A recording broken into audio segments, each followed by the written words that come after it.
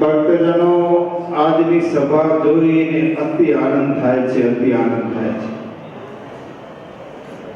મહારાજને ક્યાંય ગોતવા જવા પડે એમ નથી, સિંહાસનમાં નથી, આ સભાની વચમાં આવીને સ્વામિનારાયણ ભગવાન બિરાજમાન થયા. ભક્તો, એવી દિવ્ય સભા છે. એમાંય પણ અમારું જુવાન ધન બેઠું છે, જુવાન ધન. જે સાચા સહજાનંદી સિંહ બેઠા છે એને જોઈને તો અતિ આનંદ આવે છે કે ઓહો, અમારું ભાવિ ઉજળું છે, ચિંતા નથી. મહારાજ કે એક ધનિયાતું ઢોર હોય ને એક હરાયું ઢોર હોય. હરાયું ઢોર હોય ને જેનું તેનું ખેતર ખાય, જ્યાં ત્યાં બેસી રહે, વાઘ આવે તો મારે, ધણી આવે તો ધોકે તાળે અને હેરાન થઈ જાય. મહારાજ એ કહેવા માંગે છે કે ભક્તો, તમે ધણિયાતા છો કે હરાયા ઢોર જેવા છો? ત્યારે સભામાં બેઠેલા તમામ ભક્તોએ કીધું કે મહારાજ, અમે તો ધણિયાતા છીએ, હરાયા ઢોર નથી. ભક્તો, મહારાજે બીજું દ્રષ્ટાંત આપ્યું. પક્ષી હોય ને, પક્ષી દિવસે સીમમાં ચારો ચરવા જાય, સાંજ પડે ને પોતાના માળામાં આવીને વિરામ કરે છે, તેમ ભક્તો તમે શું કરો છો? ત્યારે એ ભક્તો મહારાજને હાથ જોડીને કહે કે મહારાજ, દિવસે કામ કરવા જાય છે પણ સાંજે જ્યારે આવી છે ને તમારે લીલા ચરિત્ર રૂપી ચારો એને ચણીને તમારી મૂર્ત રૂપી માળો એમાં આવીને વિરામ કરી છે. ભક્તો, ખરેખરું કરવાનું આપણું આ છે. દિવસ દરમિયાન તમે કામ કરજો, કોઈ વાંધો નથી. ગ્રસ્ત છો, કામ કરવું પડશે. 3 વર્ણનું પોષણ કરવું તમારી ગ્રસ્તની જવાબદારી છે.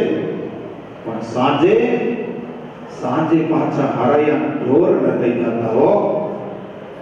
એ વિષય રૂપી બજારોમાં એવી સુગંધ આવતી હોય, જીભ ગમે એવી લબડા લેતી હોય પણ એને ઠક્કર મારી અને જ્યાં આરતીનો ડંકો વાગે અને સિંહ ગર્જના કરતો મંદિરમાં આવી જાય, ત્યારે સમજશું કે અમારું ભાવિ હવે ઉજળું છે.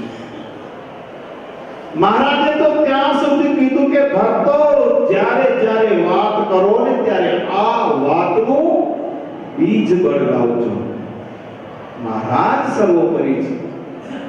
જે બન્યા છે તમને તે પાર છે, અક્ષરથી ક્યાંય ગોતવા જવા પડેવા નથી, ક્યાંય લંબડા તોડ કરવી પડેવી નથી. એવા મહારાજ આપણે મળ્યા છે. મહારાજ કે એટલો દાખલો જો તમે અમારો સુફળ કરશો ને તો જાણીશું કે તમે ને અમે ભેળા રહીશું. અને એમ કરતા જો નહીં માનો તો તમારે ને અમારે લાખ ગાઉનું છેડું થઈ જશે, લાખ ગાઉ. ભક્તો, કેવો દિવ્ય સત્સંગ મળ્યો છે, કેવા દિવ્ય મંદિરો મળ્યા છે, કેવા મહારાજને અખંડ ધારી રહેલા સંતો જે મહારાજની ચુંદડી ઓઢી અને આજે આપણે પ્રત્યક્ષ દર્શન આપે છે. ખરું કરીને આટલું જ કરવાનું છે. ભક્તો, આજે તમારું સંગઠન, આજે તમારી એકતા, આજે તમારી ભુજ નરનારાયણ દેવની વિશે જે નિષ્ઠા એ જોઈને અતિ આનંદ થાય છે, અતિ આનંદ.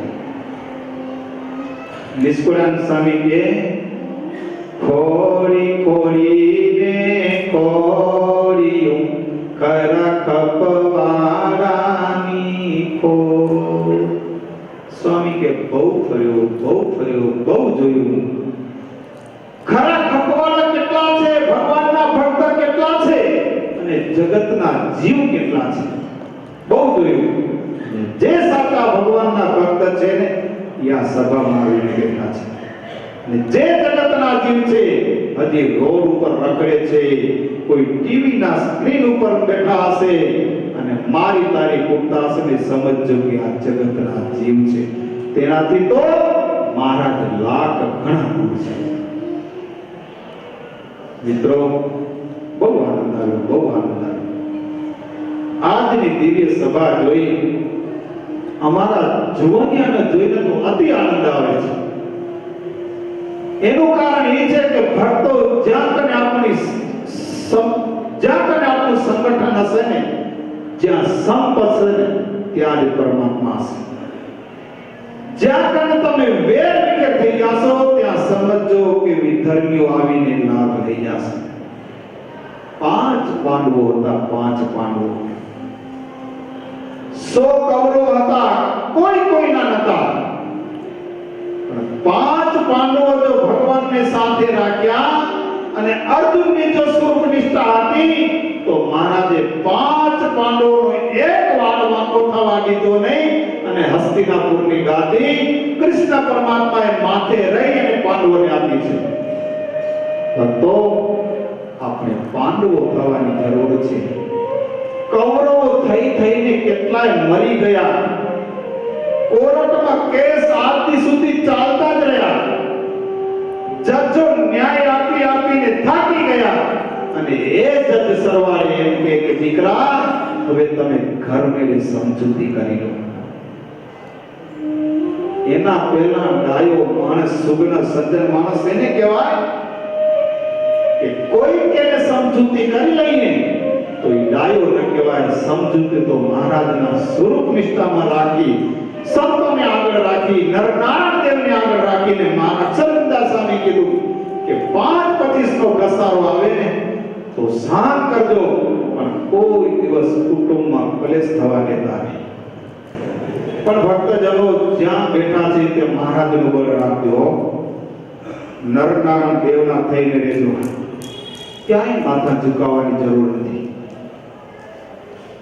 શ્રીજી મહારાજે કેવા બળિયા દેવ આપને આપ્યા છે, જુઓ તો ખરા.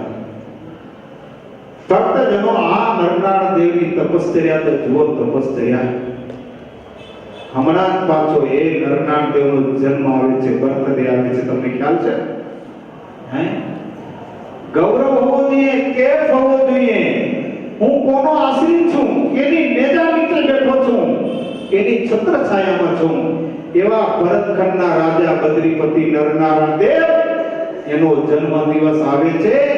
ભક્તજનો, કુમારી બેન, આપણા બાપનો જન્મ દિવસ આપણે ઉજવીએ તો સમજશો કે ખરા નરનારાયણ દેવના આશ્રિત આપણે તો છીએ.